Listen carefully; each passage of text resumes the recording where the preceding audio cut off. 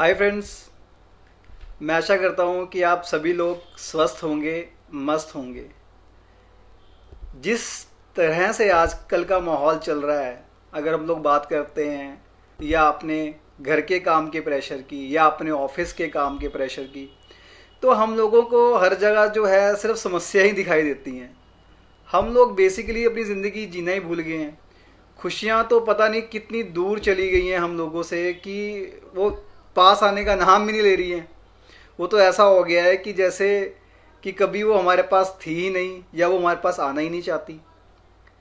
तो हम लोगों को जो है कोशिश करनी चाहिए छोटी छोटी बातों में खुशियाँ ढूंढने के लिए।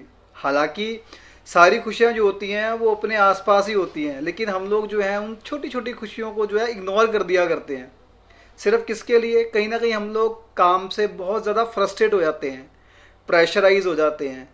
तो प्रेशर जो है वो दिमाग में चढ़ जाता है और हम लोग क्या करते हैं, उन खुशियों को इग्नोर करना शुरू कर देते हैं। तो जो मेरा आज का ये वीलॉग है, ये सिर्फ उसी के लिए बनाया गया है, या मैं कह सकता हूँ कि ये वीलॉग सिर्फ और सिर्फ कि जो भी काम होते हैं उनमें हम लोग खुशियाँ ढूंढ सकें। तो मैं आप लोगों के सामने एक छोटी सी कहानी पेश करना चाहता हूँ, जिससे कि आप लोग जो हैं थोड़े से मोटिवेट ज़रूर होंगे और हो सकता है कि आप लोगों को वो कहानी अच्छी भी लगे। तो बिना वीडियो को स्किप किए आप ये कहानी ज़रूर देखिए। बेसिकली ये कहानी है कि जो है उसमें खुशियाँ ढूंढो, जो है उसमें खुशियाँ ढूंढो। ये कहानी एक ऐसे व्यक्ति की है जो ऑफिस में काम किया करता था। ऑफिस में काम का इतना प्रेशर, इतना प्रेशर, इतना प्रेशर कि वो परेशान ही रहता था। सारा दिन काम भी करता था और परेशान भी रहता था। और हालांकि उसके बाद वो बॉस की डांट भी सुनता था, बहुत ज़्यादा डांट सुनता था।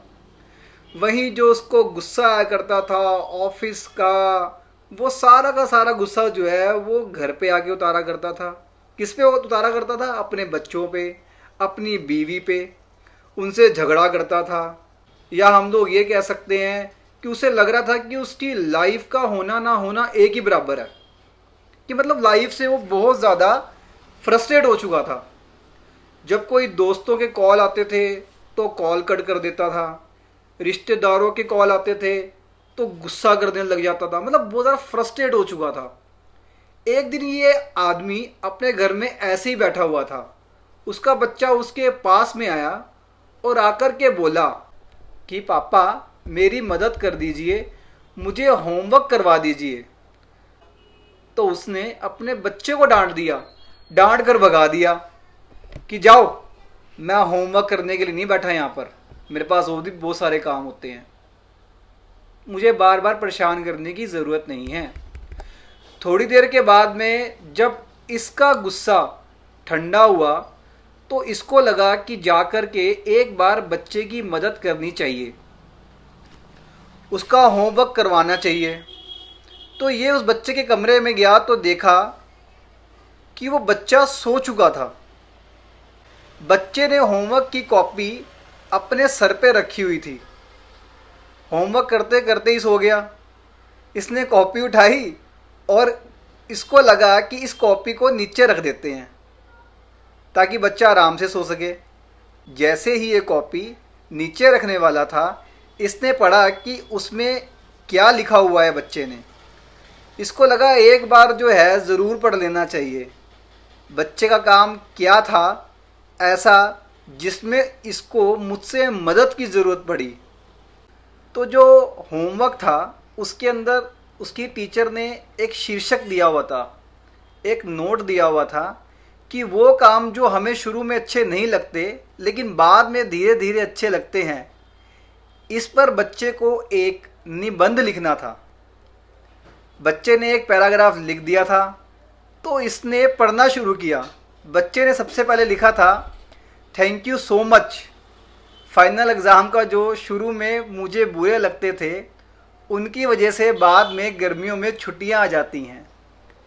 थैंक यू सो मच उन बकवास कड़वी लगने वाली दवाइयों का, जो पहले तो बिल्कुल भी अच्छी नहीं लगती, लेकिन उन्हीं की वजह से हम लोग जो है ठीक हो जाया करते हैं। फिर उस बच्चे ने आगे लिखा था, थैंक यू सो मच उस अलार्म क्लॉक का जो सुबह सुबह हमें जगा तो देती है, हमें अच्छा नहीं लगता, लेकिन उसकी वजह से हम जाग जाते तो हमें मालूम चलता है कि हम जिंदा हैं। थैंक यू सो मच उस ऊपर वाले भगवान को। उस बच्चे ने धन्यवाद कहा कि उसकी वजह से मेरे पापा मेरी ज़िंदगी में आए। मेरे पापा शुरू में तो मुझे डांटते हैं, मुझे बिल्कुल अच्छा नहीं लगता, लेकिन बाद में मुझे घुमाने के लिए भी लेकर जाते हैं, अच्छा अच्छा खाना खिलाते हैं, अच्छे खिलौने दिलाते हैं, मुझे मेरे दोस्तों से मिलवाते हैं। तो वो लड़के ने लिखा हुआ था कि ऊपर वाले आपका बहुत बहुत धन्यवाद कि आपने मेरे पापा को मेरी लाइफ में भेजा, क्योंकि वह मेरे एक दोस्त की तरह मेरे पापा हैं। ये जो आखिरी की लाइन थी, इस लाइन ने उस आदमी को झंझोर के रख दिया, अंदर तक हिला डाला, उसकी नींव हिला डाली। ये नींद से जग गया। मतलब जिसे हम लोग बोलते हैं ना कि वो फ्रस्ट्रेट था, वो सो रहा था, परेशान हो रहा था, तो ये बंदा नींद से जाग गया। इसको लगा इसकी लाइफ में क्या कुछ है जो ये होते हुए भी मिस कर रहा है। मतलब उसका बेटा जो होते हुए भी मिस कर, उस बच्चे के निबंध को कॉपी करते हुए ये आदमी बोलने लगा, ऊपर वाले थैंक यू, जो उस बच्चे ने लिखा हुआ था अपनी कॉपी में कि ऊपर वाले थैंक यू सो मच, आपकी वजह से मेरे पास घर है। कईयों के पास तो घर भी नहीं होता, और अगर होता है तो EMI चुकानी पड़ती है। उसके बाद उसने बोला थैंक यू सो मच ऊपर वाले, आपकी वजह से मेरे पास में परिवार है। कईयों के पास तो परिवार भी नहीं होता, तो दुनिया में वो लोग बेचारे अकेले होते हैं। इस आदमी ने बोला थैंक यू सो मच ऊपर वाले, आपकी वजह से मेरे पास ऑफिस है। मतलब अब ये आदमी ये बोल रहा है कि थैंक यू सो मच ऊपर वाले कि आपकी वजह से मेरे पास ऑफिस है।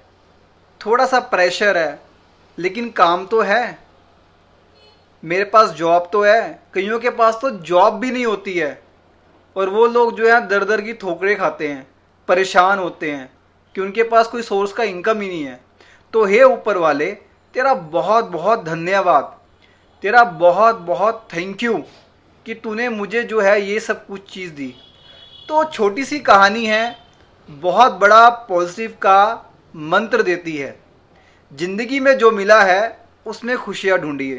दोस्तों, आप लोगों को इस कहानी से क्या शिक्षा मिलती है, ये आप मुझे जो है प्लीज़ कमेंट में ज़रूर लिखकर बताइएगा।